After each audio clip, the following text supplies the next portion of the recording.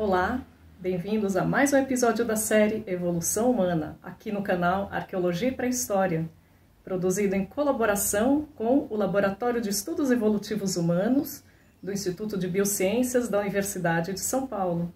Você já parou para pensar como pesquisadores identificam uma nova espécie fóssil?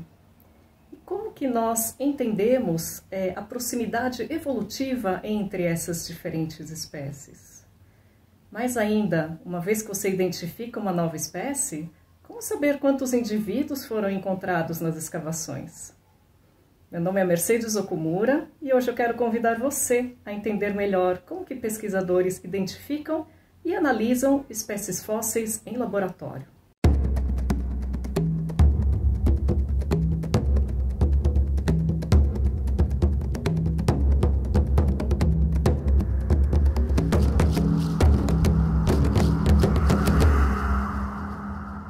Aqui no canal Arqueologia e Pré-História nós já temos uma série de vídeos que tratam sobre escavação de fósseis, então nós não vamos falar sobre esse tema aqui.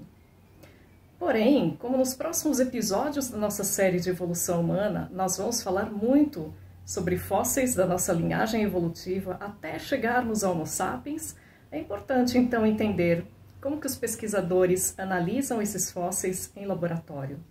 Ou seja, como são feitas as análises desses fósseis depois que eles já foram escavados e retirados do seu local de deposição original. O primeiro passo é a separação dos ossos por taxon, ou seja, uma classificação taxonômica. Isso envolve entender, por exemplo, se determinado osso pertence a uma classe, família, gênero ou espécie conhecida. Então, por exemplo, você tenta determinar se aquele osso que você está analisando pertence à classe dos anfíbios ou dos mamíferos, por exemplo. Se for um mamífero, será que é da ordem dos marsupiais? Ou será que é da ordem dos roedores? Ou será que é de alguma outra ordem? E assim vai sendo feita essa classificação, até, preferencialmente, chegar a nível de espécie. Uma vez que você tenha classificado os seus ossos em termos taxonômicos, é o momento, então, de entender qual o número mínimo de indivíduos que existe naquela sua amostra. Para isso, você, então, separa as partes anatômicas. Então, por exemplo, você vai separar um crânio de um fêmur. E, para alguns ossos, por exemplo, que nós temos lado direito e esquerdo, nós, então, separamos esses ossos de acordo com os seus lados. Então, por exemplo, se você tem dois fêmures esquerdos, você já pode inferir que você tem, no mínimo, na sua amostra, 2 indivíduos. A identificação das espécies encontradas nas escavações é geralmente feita a partir da anatomia. Isso porque é possível identificar espécies a partir do seu DNA. No entanto, essa extração de DNA a partir de ossos, ela é bastante custosa. E nem sempre esse DNA está preservado. No caso de ossos fossilizados, nos quais a parte orgânica, incluindo o DNA, foi substituída por minerais, não há possibilidade de se fazer esse estudo. Então, pesquisadores confiam e usam, essencialmente, as partes anatômicas para entender essas espécies. É aí que entra uma ferramenta muito importante utilizada por pesquisadores que estudam a evolução humana através de restos fósseis. Essa ferramenta é a anatomia comparada. A anatomia comparada é uma área que vem da biologia e que tenta, então, relacionar organismos vivos ou extintos em termos da sua proximidade evolutiva através de semelhanças ou diferenças observadas na sua anatomia. Ao fazer um estudo de anatomia comparada, é muito importante observarmos e prestarmos atenção a 3 tipos de estruturas antes de propor uma semelhança evolutiva entre diferentes espécies. Esses 3 tipos de estruturas são as estruturas homólogas, as estruturas análogas e as estruturas vestigiais. Estruturas homólogas são estruturas que apresentam uma anatomia e uma origem embrionária comum, indicando assim a existência de um ancestral comum entre as diferentes espécies observadas. Por exemplo, se nós olharmos para os membros superiores de um humano, um cão um pássaro e uma baleia, nós podemos então inferir a existência de um ancestral comum entre todos esses grupos. Assim, os membros superiores de um humano, de um cão, de um pássaro e de uma baleia podem ser considerados como estruturas homólogas. O que é interessante é que as estruturas homólogas não necessariamente exercem a mesma função nas diferentes espécies. Então, ao passo que membros superiores de humanos são especialmente importantes para segurar coisas, os membros superiores ou anteriores de um cão são usados na sua locomoção.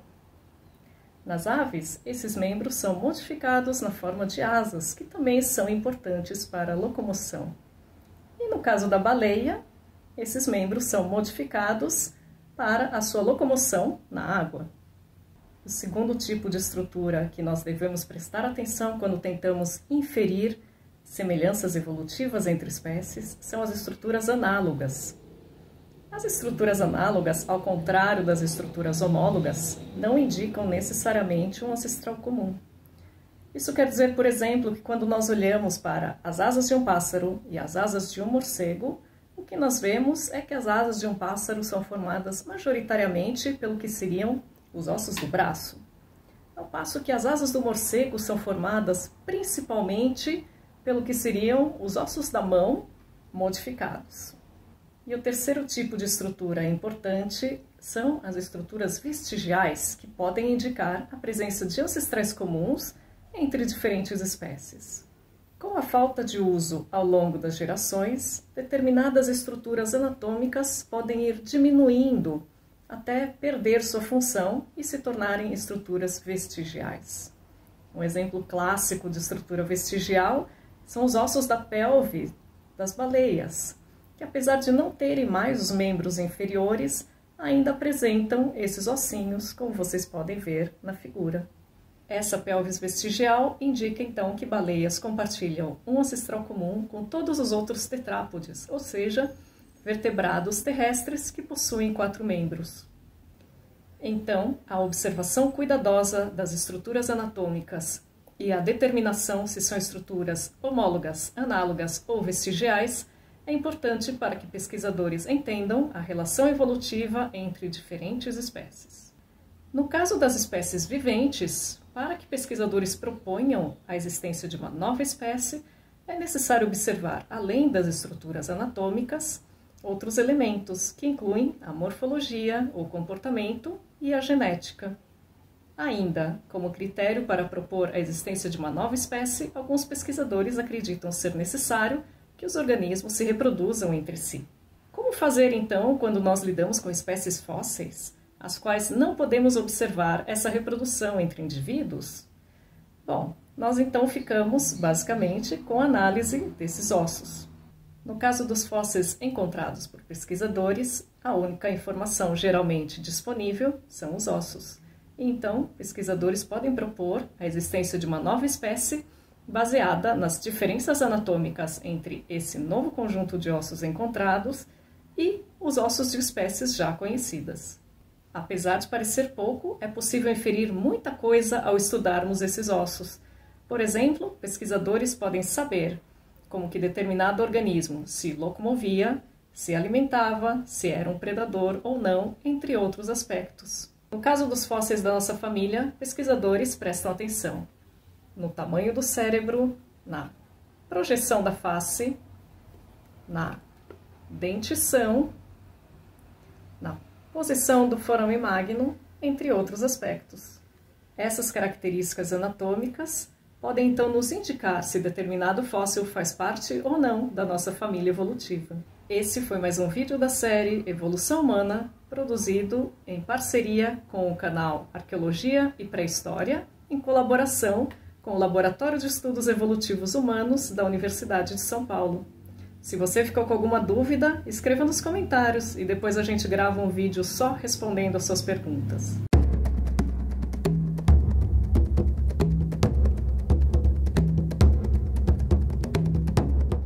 Olá, bem-vindo a mais um episódio da série Evolução Humana, aqui no canal Arqueologia e Pré-História, produzido em colaboração com o Laboratório de Estudos Evolutivos Humanos do Instituto de Biociências da Universidade de São Paulo.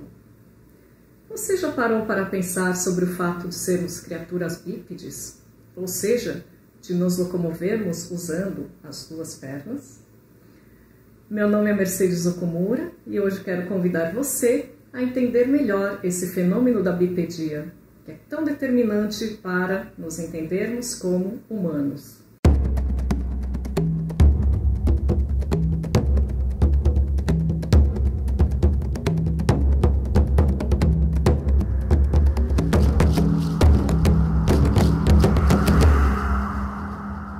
Podemos usar diferentes termos para nos referir a esse tipo de locomoção. Bipedia é um deles. Bipedalismo e bipedismo são outros termos que vocês encontram na literatura. Bipedia é, então, o termo que se usa para se referir à locomoção usando as duas pernas, no caso dos humanos, ou as patas traseiras, no caso de outros animais. Para nós, Homo sapiens, é o modo de locomoção por excelência. Mas por que a bipedia é importante? Isso se deve ao fato de nós humanos andarmos usando as duas pernas, o que nos torna bastante diferentes, por exemplo, de chimpanzés e gorilas. Nós sabemos que chimpanzés e gorilas podem ocasionalmente se locomover usando as pernas, as patas traseiras, porém não é um modo de locomoção energeticamente viável ou que seja utilizado o tempo todo. Em outras palavras, em chimpanzés e gorilas, o que nós vemos se chama de bipedia habitual. E o que nós vemos em humanos e outras criaturas da nossa linhagem, nós chamamos de bipedia obrigatória. Pode parecer simples ou banal pensar tanto sobre como nós humanos nos locomovemos atualmente, mas o fato é que a bipedia é possivelmente a característica mais importante da nossa linhagem. Além dela, há outras características também importantes para definir quem faz parte ou não da nossa linhagem.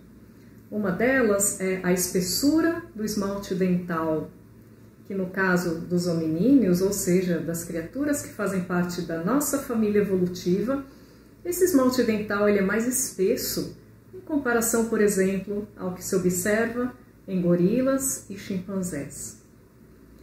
Outra característica também é o fato de nós termos caninos que são pequenos e pouco protuberantes, o que é bastante diferente de outros primatas, como por exemplo os chimpanzés, onde vocês têm um canino que é muito grande e que ele é projetado.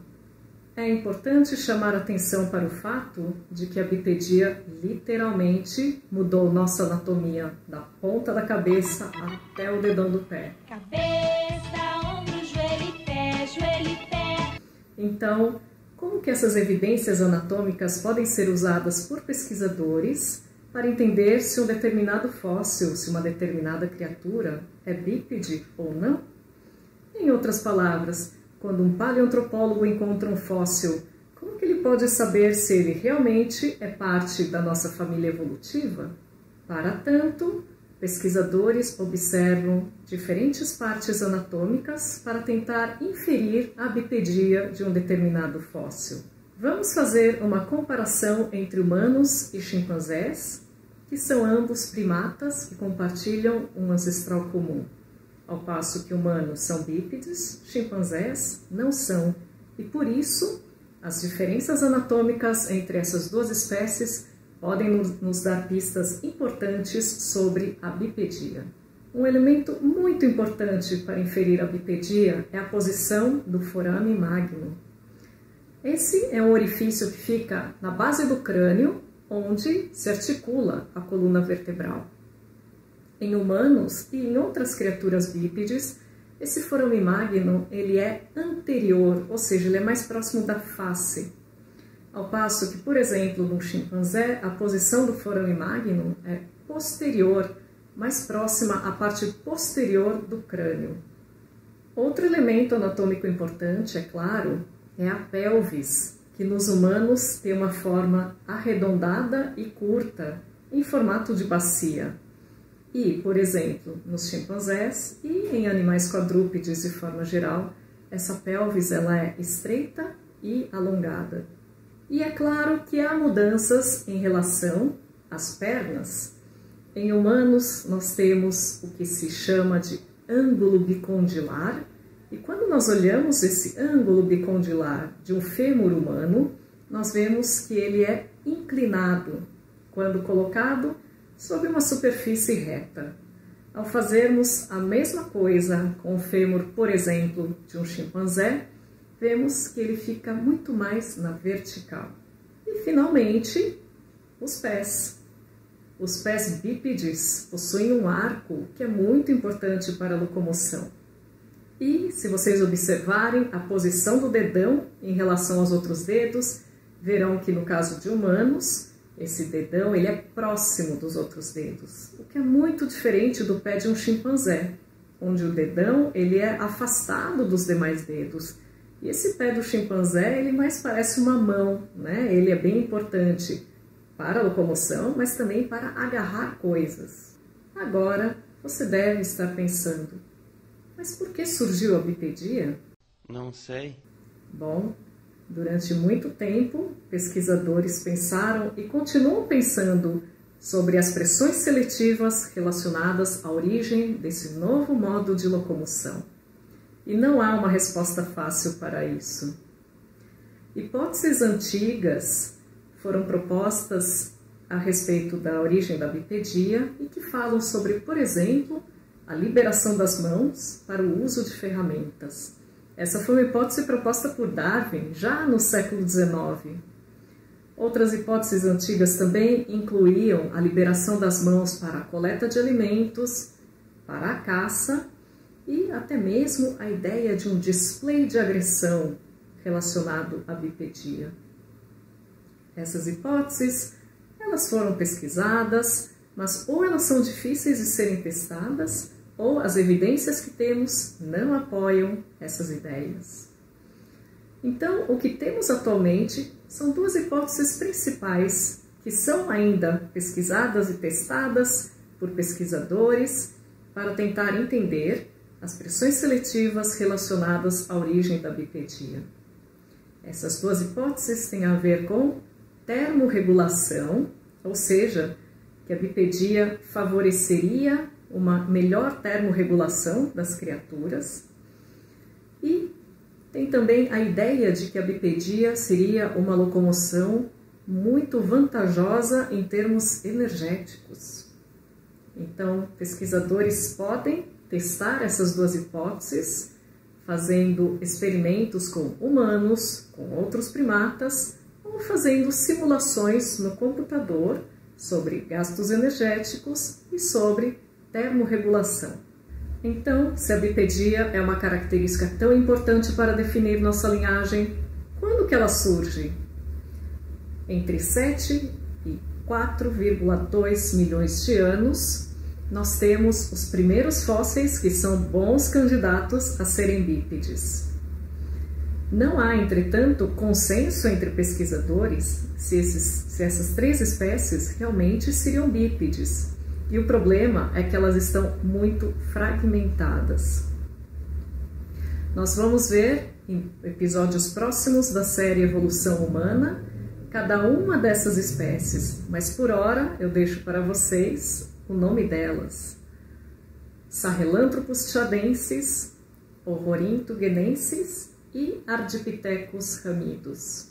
Porém, a partir de 4,2 milhões de anos, há evidências bastante fortes da presença da bipedia. Isso porque, há 4,2 milhões de anos, surge o gênero Australopithecus, e as espécies associadas a esse gênero têm boa evidência de bipedia. Então, as características anatômicas que discutimos anteriormente, elas podem ser observadas em muitos fósseis dessas espécies. Apesar de tudo, a bipedia desses australopithecus não era idêntica à nossa. Isso porque eles misturavam um repertório de locomoção que envolvia a locomoção bípede, mas também uma locomoção feita em árvores.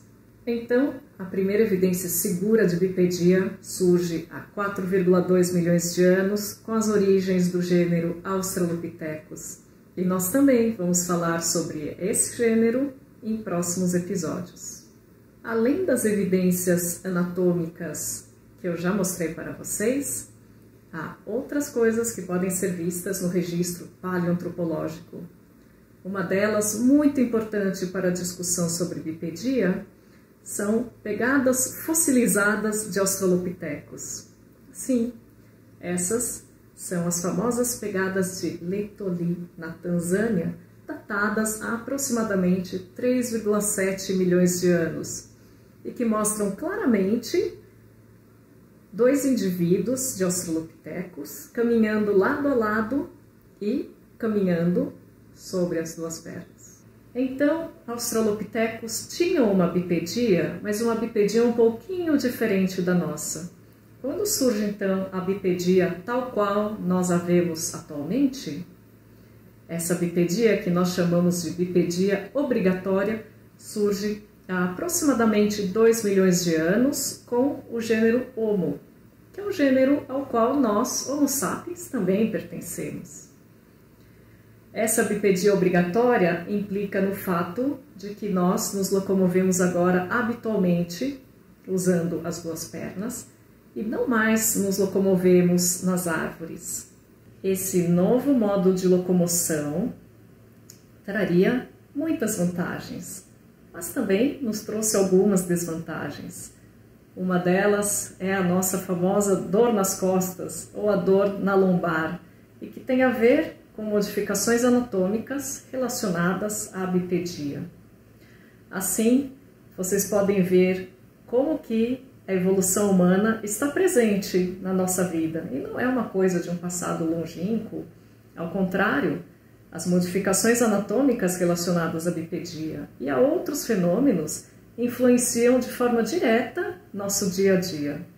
Portanto, pessoal, nossa família, nossa linhagem evolutiva surge há aproximadamente 7 milhões de anos, o que é relativamente recente se pensarmos que o planeta Terra tem 4,7 bilhões de anos. Então, nossos ancestrais não surgem há tanto tempo atrás.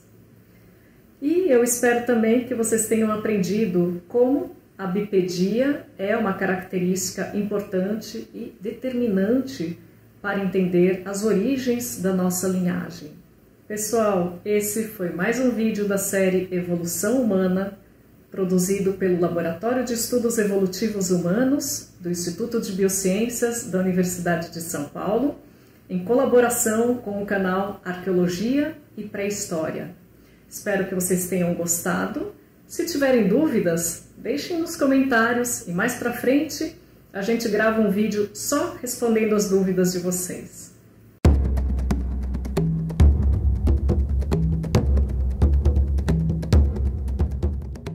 Olá, está começando mais um vídeo aqui no canal Arqueologia e Pré-História da nossa série sobre evolução humana, uma série realizada em colaboração com o Laboratório de Estudos Evolutivos Humanos do Instituto de Biociências da Universidade de São Paulo. E no episódio de hoje a gente vai finalmente começar a falar sobre as espécies hominíneas. No vídeo de hoje a gente fala sobre o hominídeo mais antigo, a espécie mais antiga a ser associada à nossa linhagem evolutiva, os Sahelanthropus chadensis. Juca, veja esse latim, é Sahelanthropus chadensis.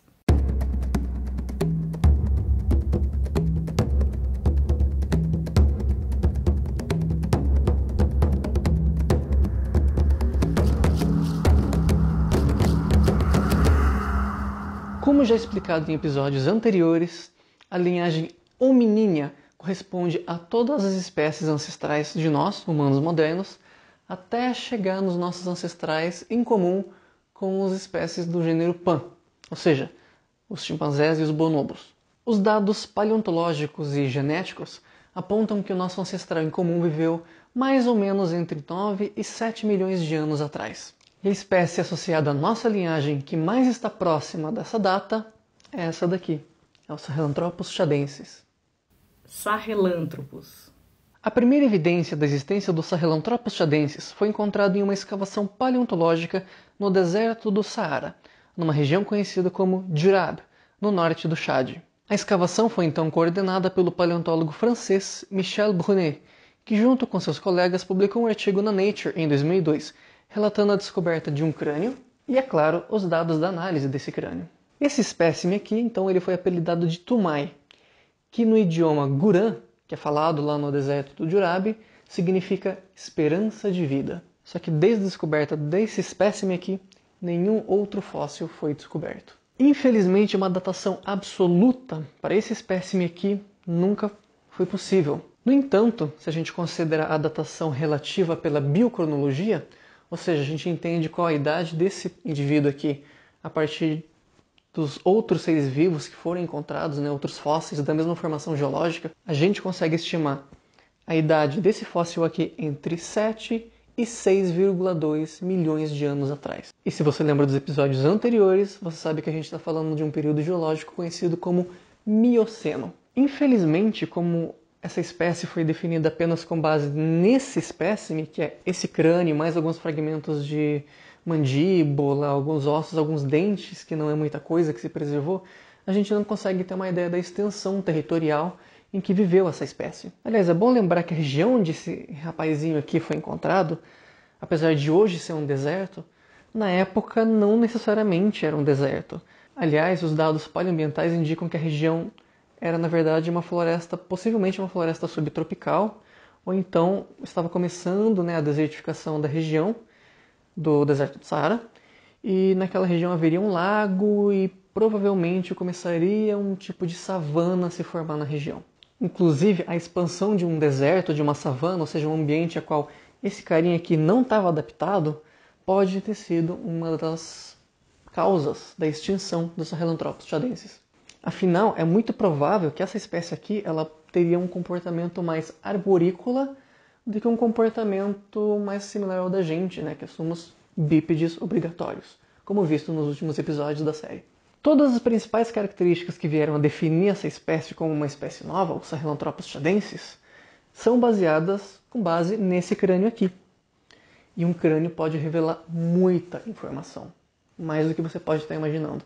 O tamanho do cérebro não tem um valor muito preciso, isso porque o fóssil sofreu processos tafonômicos que alteraram a sua estrutura.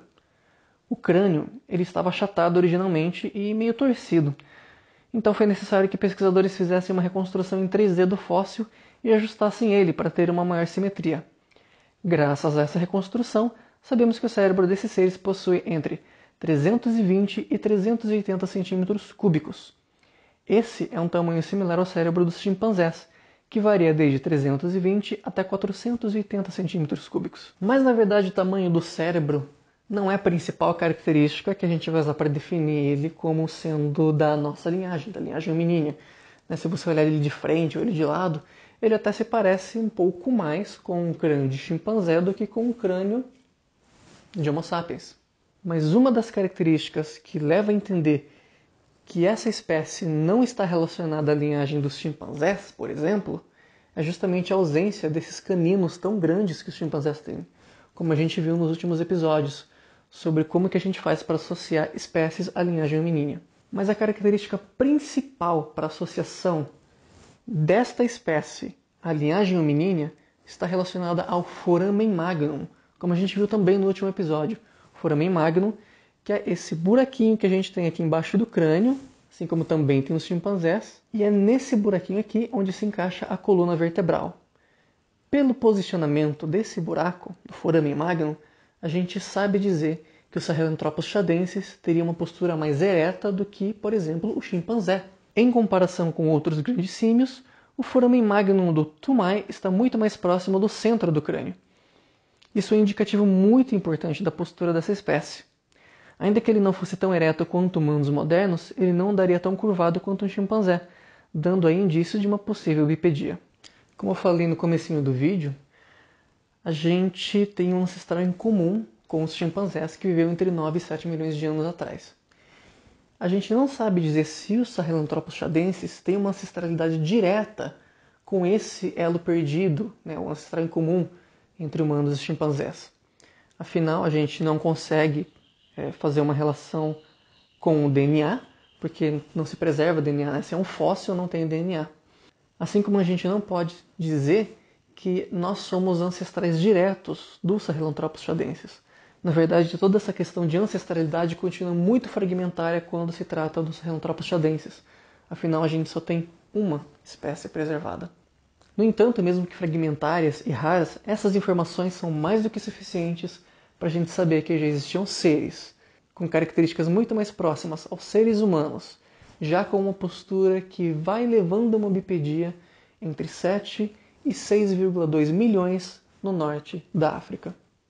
Bom, pessoal, esse foi mais um vídeo da nossa série Evolução Humana, produzida pelo canal Arqueologia e Pré-História em parceria com o Laboratório de Estudos Evolutivos Humanos do Instituto de Biociências da Universidade de São Paulo. E se você ficou com alguma dúvida relacionada aos Sahelanthropus chadensis, não deixe de colocar seu comentário aqui embaixo do vídeo. E em breve a gente vai fazer um vídeo respondendo a todas as dúvidas que vocês estão deixando ao longo da nossa série.